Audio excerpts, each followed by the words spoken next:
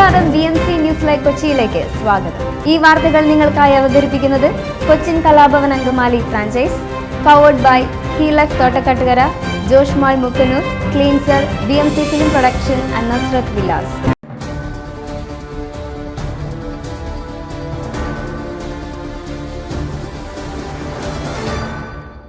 ചന്ദ്രനിൽ വെള്ളമുണ്ടെന്ന് ISRO. 5 മുതൽ 8 മീറ്റർ താഴ്ചയിൽ മഞ്ഞുകട്ടകളായാണ് ജലമുള്ളത്.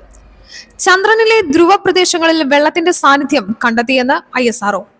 5 മുതൽ 8 മീറ്റർ താഴ്ചയിൽ മഞ്ഞുകട്ടകളായാണ് ജലമുള്ളത്. ആദ്യത്തെ 2 മീറ്ററുകളിലെ ഭൂഗർഭ ഹിമത്തിന്റെ അളവ് ഇരു ധ്രുവങ്ങളിലെയും ഉപരിതലത്തേക്കാൾ 5 മുതൽ 8 മടങ്ങ് വരെ വലുതാണെന്ന് അടുത്തിടെ നടന്ന പഠനം സൂചിപ്പിക്കുന്നു.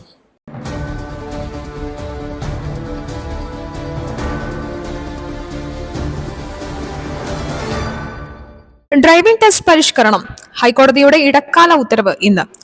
സംസ്ഥാനത്തെ ഡ്രൈവിംഗ് ടെസ്റ്റ് പരിഷ്കരണത്തിന് ട്രാൻസ്പോർട്ട് കമ്മീഷണർ ഇറക്കിയ സർക്കുലർ റദ്ദാക്കണമെന്ന ഹർജിയിൽ ഹൈക്കോടതി ഇന്ന് ഇടക്കാല ഉത്തരവിറക്കും. ഡ്രൈവിംഗ് സ്കൂൾ ഉടമകളും ജീവനക്കാരുമടക്കം 4 ഹർജികളാണ് നൽകിയിട്ടുള്ളത്. ജസ്റ്റിസ് കൗൺസിൽ എടപ്പകത്താണ് ഉത്തരവ് പുറപ്പെടുവിക്കുക. ട്രാൻസ്പോർട്ട് കമ്മീഷണർ ഇറക്കിയ സർക്കുലർ കേന്ദ്ര നിയമത്തിന് വിരുദ്ധമാണെന്നും സർക്കാരിന് നിയമത്തിൽ മാറ്റം വരുത്താൻ ആകില്ലെന്നുമാണ് ഹർജിക്കാരുടെ പ്രധാന വാദം. എന്നാൽ കേന്ദ്ര മോട്ടോർ വാഹന ചട്ടത്തിന്റെ ചുവട് പിടിച്ചാണ് ഉത്തരവ്. ഗിയറില്ലാത്ത ഇരുചക്ര വാഹനം ഉപയോഗിച്ചുള്ള ടെസ്റ്റ് നടത്തുന്നതും 15 വർഷത്തിൽ കൂടുതൽ പഴക്കമുള്ള വാഹനങ്ങൾ ഒഴിവാക്കാൻ നിർദ്ദേശിക്കുന്നതും കാര്യക്ഷമത കൂട്ടാനാണെന്നും മോട്ടോർ വാഹന വകുപ്പ് കോടതിയെ അറിയിച്ചിട്ടുണ്ട്.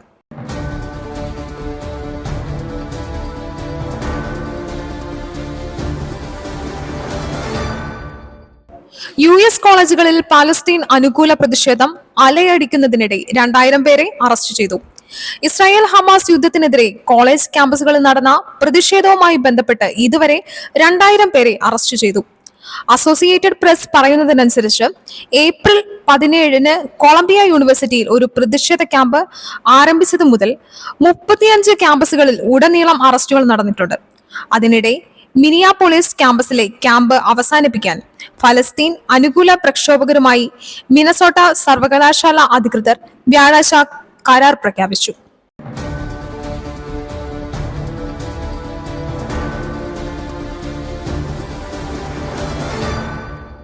മാസപ്പടി കേസ്.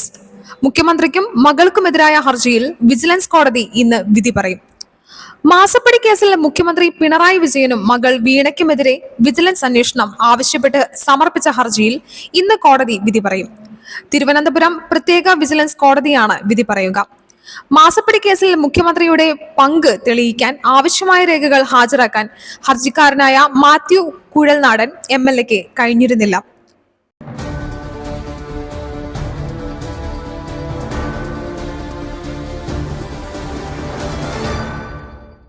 സസ്പെൻസ് തീർന്നു. റായ്ബറേലിയിൽ രാഹുൽ ഗാന്ധി കോൺഗ്രസ് സ്ഥാനാർത്ഥി. സസ്പെൻസ് അവസാനിപ്പിച്ച് അമേഠി. റായ്ബറേലി സീറ്റുകളിലെ സ്ഥാനാർത്ഥികളെ പ്രഖ്യാപിച്ച് കോൺഗ്രസ്. രാഹുൽ ഗാന്ധി റായ്ബറേലിയിൽ മത്സരിക്കും. അമേഠിയിൽ നെഹ്റു കുടുംബത്തിന്റെ വിശ്വസ്തൻ കിഷോരിലാൽ ശർമ്മയാണ് സ്ഥാനാർത്ഥി. തെരഞ്ഞെടുപ്പ് പ്രചാരണങ്ങൾക്കായി രാഹുൽ ഉടൻ റായ്ബറേലിയിലേക്ക് തിരിക്കും. വൻ ഘോഷയാത്രയായി നിർദ്ദേശപത്രിക സമർപ്പിക്കും. ഇന്നാണ് നാമനിർദ്ദേശ പത്രിക സമർപ്പിക്കാനുള്ള അവസാന തീയതി. ഗാന്ധി കുടുംബത്തിലെ ഒരാളെ സ്ഥാനാർത്ഥിയാക്കണമെന്ന് ആവശ്യപ്പെട്ട് കോൺഗ്രസ് പ്രവർത്തകർ അമേഠിയിൽ പ്രതിഷേധം നടത്തിയിരുന്നു. ബാക്കിയുള്ള 5 ഘട്ടങ്ങളിലായി 353 സീറ്റുകളിലേക്കാണ് വോട്ടെടുപ്പ്. ഇതിൽ 330 സീറ്റുകളിൽ കോൺഗ്രസ് മത്സരിക്കുന്നുണ്ട്.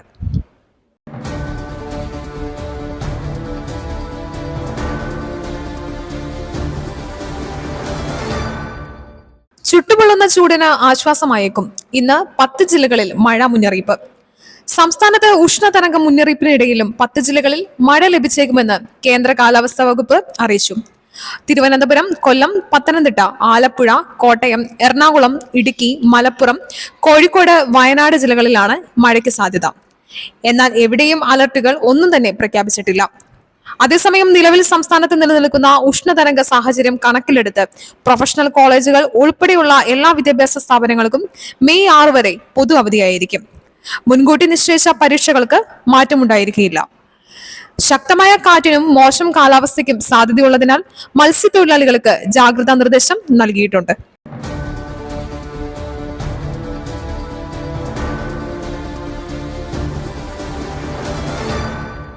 4 ജില്ലകളിൽ ഉഷ്ണതരംഗ മുന്നറിയിപ്പ് തുടരും. വിദ്യാഭ്യാസ സ്ഥാപനങ്ങൾക്കും അവധി. സംസ്ഥാനത്ത് കനത്ത ചൂട് കണക്കിലെടുത്ത് പാലക്കാട്, തൃശൂർ, കോഴിക്കോട്, ആലപ്പുഴ ജില്ലകളിൽ ഉഷ്ണതരംഗ മുന്നറിയിപ്പ് തുടരും. സൂര്യാഘാതമേറ്റ് ഇന്നലെ മാത്രം സംസ്ഥാനത്ത് 2 മരണം സംഭവിച്ചു. കനത്ത ചൂടിനെ തുടർന്ന് പ്രൊഫഷണൽ കോളേജുകൾ ഉൾപ്പെടെയുള്ള വിദ്യാഭ്യാസ സ്ഥാപനങ്ങൾ ഈ മാസം 6 വരെ അടച്ചിടുകയാണ്. സംസ്ഥാനത്ത് ജോലി സ്ഥലങ്ങളിലും വിദ്യാഭ്യാസ സ്ഥാപനങ്ങളിലും വലിയ നിയന്ത്രണങ്ങൾ ഏർപ്പെടുത്തിയിട്ടുണ്ട്. ചില ജില്ലകളിൽ രാത്രി താപനില മുന്നറിയിപ്പും നൽകിയിട്ടുണ്ട്. പാലക്കാട് ഇന്നലെ വീണ്ടും ഉയർന്ന താപനില 40 ഡിഗ്രി സെൽഷ്യസ് കടന്നു. അതിനിടെ ചൂടിന് ആശ്വാസമായി വേനൽ മഴ തുടരുമെന്നും പ്രവചനമുണ്ട്.